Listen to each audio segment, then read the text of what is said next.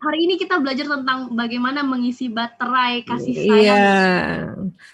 Aduh, Karena sekarang gini ini Ustazah Iza, sekarang kan dikit-dikit ngomongin baterai orang. Baterai gadget ya. Aduh, gue lobat nih baterainya. Nah, padahal tubuh kita tuh ada baterai. Iya benar banget ya Bu Dokter. Jadi ini sangat penting banget dan saya yakin banget banyak banget orang tua yang sedang ada di Zoom meeting ini juga punya banyak pertanyaan mengenai baterai ini, bagaimana nanti pemenuhannya dan seperti apa untuk kasus-kasus tertentu yang terjadi di anak-anaknya. Nah, ini di kolom chat sudah ada beberapa pertanyaan, Dokter, dan orang ayah atau bunda yang punya pertanyaan mungkin silahkan dituliskan di kolom chat.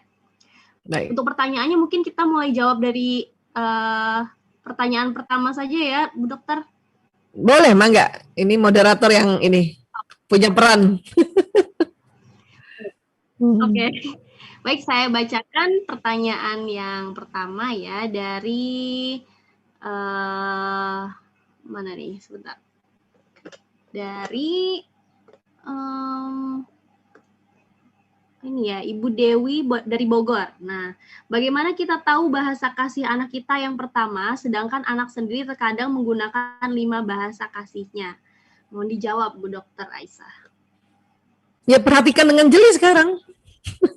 Disitulah kita lihat nanti mana orang tua yang memperhatikan dengan jeli. Memang anak-anak ya, kita itu tadi yang saya katakan, kalau dari 0 sampai 4 tahun itu harus 5 baterai. Ya, tapi mulailah perhatikan, mulai 4 tahun itu, bahkan 3 tahun anak-anak memperlihatkan ya kecenderungan ya dari 5 itu yang kesehariannya dia lakukan. Bunda perhatiin aja, ya. Ada anak itu tadi kan saya sudah kasih ciri-cirinya. Ada anak yang setiap hari peluk ibunya, berarti dia sentuhan fisik. Gampang kan?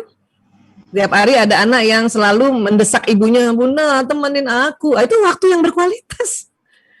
Setiap hari ada anak yang dikit-dikit kasih gambar ke kakak, itu berarti hadiah. Dan dia senang banget kalau dikasih hadiah kan gitu.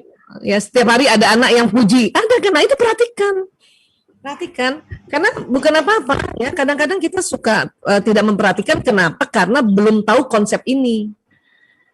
Dan yakinlah pada saat kita sudah tahu konsep. Dulu saya waktu pertama kali belajar tentang konsep ini, saya langsung memperhatikan kembali dan betul kecenderungan itu muncul. Atau ingat-ingat sebelumnya. Langsung hari itu juga saya bisa deteksi anak saya yang pertama baterai pertamanya kata-kata pendukung, baterai keduanya hadiah. Langsung malah 2 baterai bisa kita. Ya. Nah, anak kedua saya itu pelayanan dan waktu. Makanya dia dikit-dikit ya selalu minta ditemenin nonton dulu kecilnya. Yang ketiga, waktu berkualitas. Makanya dikit-dikit selalu datang kalau saya lagi ngapain, belajar bebenah langsung duduk di samping saya.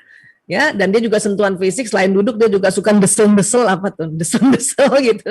Anak pertama jelas, anak pertama dulu ya, anak keempat itu baterai pertamanya itu sentuhan fisik dia. Sampai besar sekarang udah kelas 12 SMA ya, udah alhamdulillah udah lulus ya. Kalau ketemu saya pasti kepalanya desel-desel gitu kan, besar-besar ya, paling kita peluk-peluk gitu. Ya, jadi harus memperhatikan sekarang ya. Tentu kalau kita sudah tahu landasannya itu memudahkan. Oke?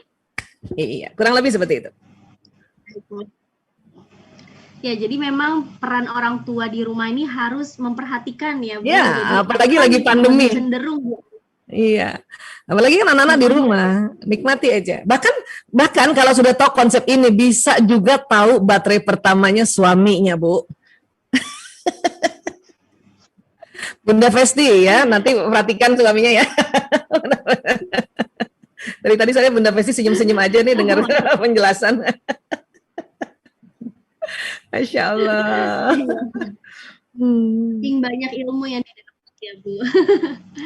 Baik, Bu Dokter, kita move on ke pertanyaan berikutnya. Ini Masya Allah semakin bertambah ya, mudah-mudahan bisa terjawab semuanya. Pertanyaan, dari Bunda Festi ini yang bertanya. Izin bertanya, Ustazah. Baik, siap.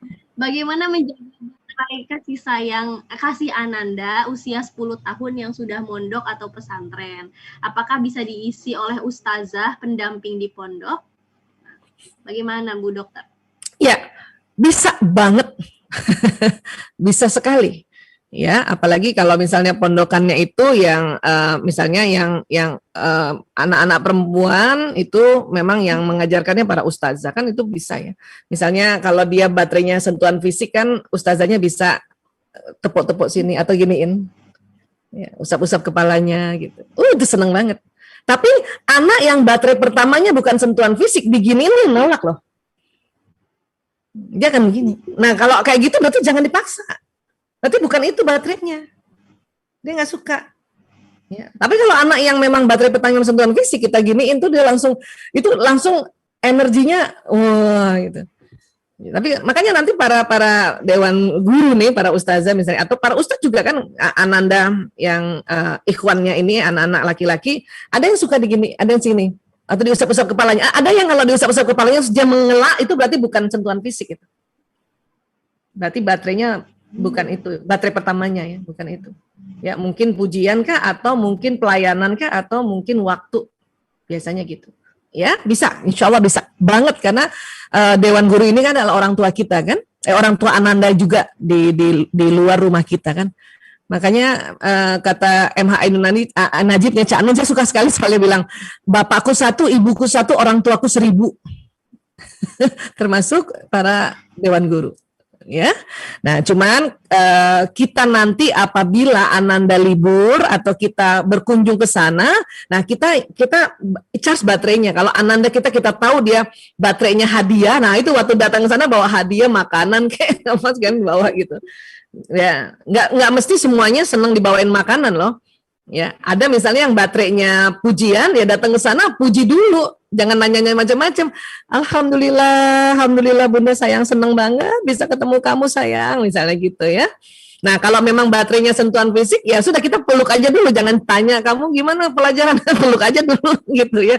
Terus ngobrolnya sambil dipeluk, usap-usap, baik anak laki dan perempuan ya gitu. Nah kalau dia baterainya waktu, berarti kunjungan nggak boleh cuma sebentar. Dan dia berarti dia kepengen sama-sama orang tuanya, jangan ada lagi bapak ibu guru di situ. Itu kalau yang waktu. Seperti itu kurang lebih. Ya. Nah, ini mensiasati kalau ananda kita sudah mulai mondok. Oke. Ya, kurang lebih seperti itu Ustazah Iza. Iya, baik Bu Dokter. Ini juga jadi peranan penting ustazah yang mendampingi di pondok juga ya Bu Dokter ya. Iya, makanya semuanya punya peran gitu. Ya, dan lihatlah ananda anak didik kita itu akan jauh lebih cepat sekali patuhnya, ya. Kenapa? Karena batang otaknya tadi yang tegang jadi rileks, ya. Tapi tentu lihat lagi kondisi-kondisi, apalagi yang remaja, ya. Nah ini akan ada tambahan lagi. Kalau anak remaja perempuan apalagi, dia harus ada ya para ustazahnya mungkin mencatat siklus menstruasi. Karena anak perempuan ya, ini buat kita para bunda ya, ayah bunda dan para ustazah barangkali ya. Anak perempuan itu ada waktu-waktu yang tidak suka dinasehati. Kapan itu? 2 atau 3 hari mau menstruasi atau sedang mens hari pertama sampai hari kelima. Itu nggak suka dapat nasihat, nggak suka dikasih umpan balik, nggak suka dikasih kritik. Tahan nasihat itu untuk kita bahas pada saat dia masa subur. Ya, kenapa? Karena pada perempuan ini, pada saat kita mau menstruasi atau sedang mens hari pertama sampai hari kelima, itu hormon estrogen dan progesteron sangat turun. Ya, kenapa? Karena buat perempuan yang membuat bahagia itu ada tambahan selain dari kelenjar pituitari yang di sini, yaitu hormon estrogen progesteron.